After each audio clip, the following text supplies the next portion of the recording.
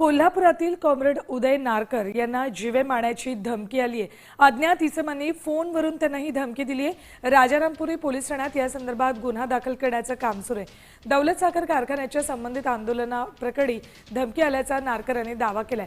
घरात घुसून तुम्हाला मारू अशी धमकी फोनवरून नारकर यांना दिली।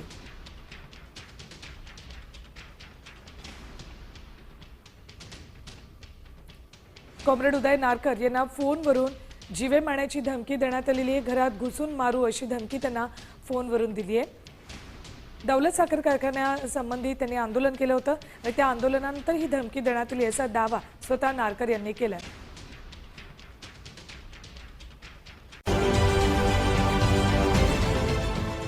देश विदेशातील प्रत्येक घडामोडींचे लाईव्ह अपडेट मिळवण्यासाठी आता साम टीव्हीच्या सर्व सोशल मीडिया प्लॅटफॉर्मला लाईक, फॉलो आणि सबस्क्राईब करा। तसंच सर्व नोटिफिकेशनसाठी बेल आयकॉन प्रेस करायला विसरू नका।